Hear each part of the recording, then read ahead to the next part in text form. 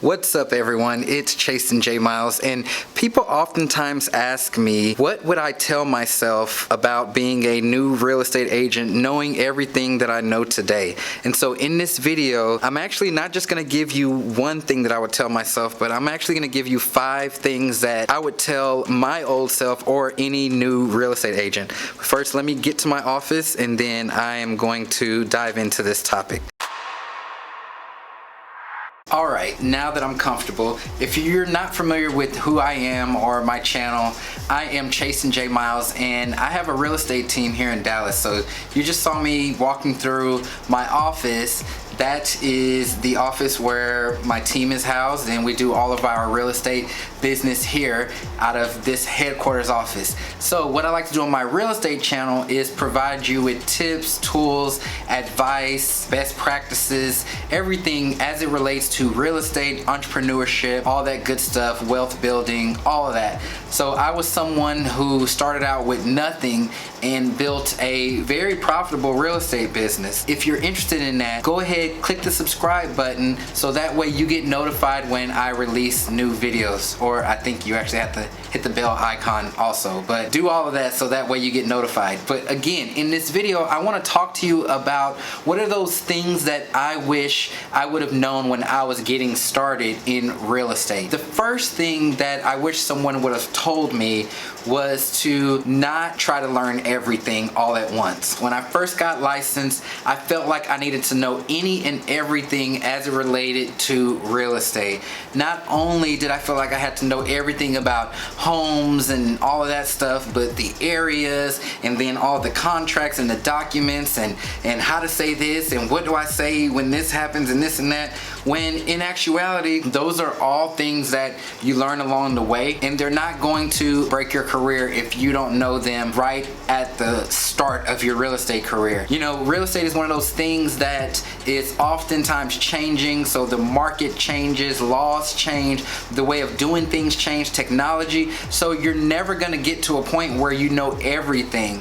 But what you do need to know is how to generate leads and how to close sales. So those are the 2 things that you should really place most of your studying and knowledge around, because if you don't have leads, then you can't have sales, and if you don't know how to close your leads, then you can't have sales, and if you don't have sales, then you don't have money. So don't worry about trying to learn everything. You're gonna join a brokerage and they're gonna make sure that you are knowledgeable and that you're not messing up contracts and all that kind of stuff, but it can take so much of your time, just all of that studying and trying to figure everything out. The second thing that I wish someone would have told me, or I would tell myself, is that there's no need to try to be this big time agent or to try to show that you're this big time agent.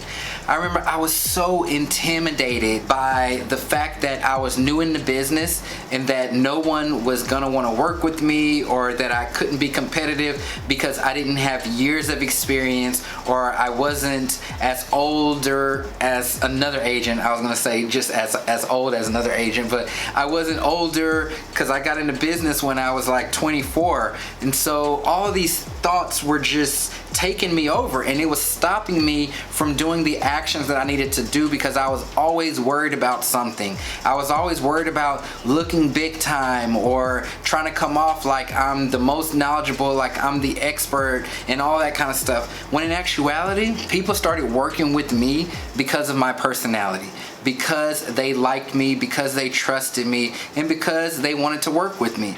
I was a hustler, so I was extremely vulnerable to people. I would let them know, hey, I'm not gonna be the agent with the most experience or that's been in the business the longest time.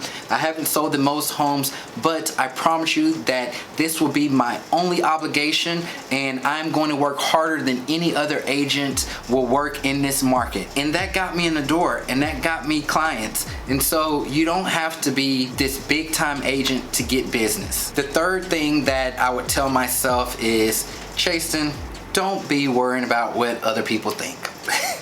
And I know that sounds crazy and probably a little country, but I was obsessed with what other people thought. Like, oh, are people not gonna like this Facebook post, or are they not going to want to do business with me because I said this and that? Like, I was obsessed with it, and it was ruining my career. You know, I just needed to be bold and put myself out there and not worry about what other people were gonna think. There's always somebody who's gonna think something about what you're doing, what you're saying, how you're going about your business. But guess what? Those aren't the people that are paying your bills. Those are the people just sitting around jealous because they're not doing it, because they're not making that video, because they're not making those cold calls or putting themselves out there. So don't be worried about what other people think. People are always gonna think something. Just do what you gotta do to make your money. Number 4, stop chasing splits. Splits are not the end all be all in the business. Early on in my career, I had changed companies, and then I went to a company that was giving 100% commission because I felt like that's what I needed to do. Like, I was like, oh, this firm is taking all of this, well, I need to go here. Well, I ended up leaving that firm and I joined another real estate company and I took a split cut. Like, my split was lower than it was. It wasn't 100% anymore. But the growth that I experienced was something that I wouldn't have never even imagined because of just all the resources available, because of the people that were there, because of the hard work that I saw that was going on. And so it's not always about splits. Now, before I tell you number 5, I want to definitely encourage you, if you are a new agent, to check out my website, ChastinJmiles.com. I'll put the link below. I have scripts, I have tools, tips, everything like that for you on my website. Join my mailing list. It's completely free because I email out helpful tips like every day that you can use immediately in your real estate business. So let me know down in the comments if you are a brand new agent or if you're thinking about getting into the business, how you're feeling, what's going on with you, all that good stuff. Now, number 5, and this is a big one.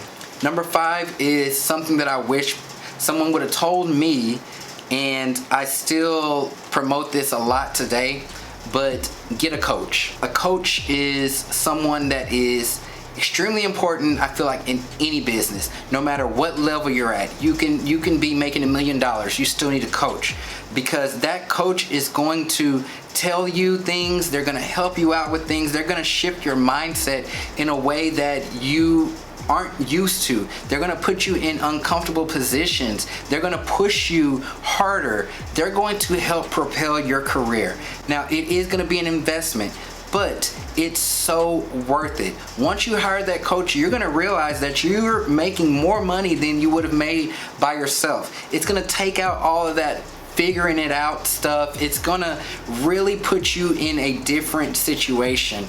Coaches are extremely important, and I've had a coach at every single level of my business, and I still have one today. So I believe in coaching. I coach agents all across the country, you know, trying to get them to that $100,000 mark, and coaching is effective for everyone. So those are my 5 things that I wish that I would have known when I was starting my real estate career. Don't forget to hit that subscribe button. Leave me a thumbs up if you found these things helpful or if you've been contemplating some of these things. And until next time, I'm Chastin J. Miles, and I'll talk to you soon.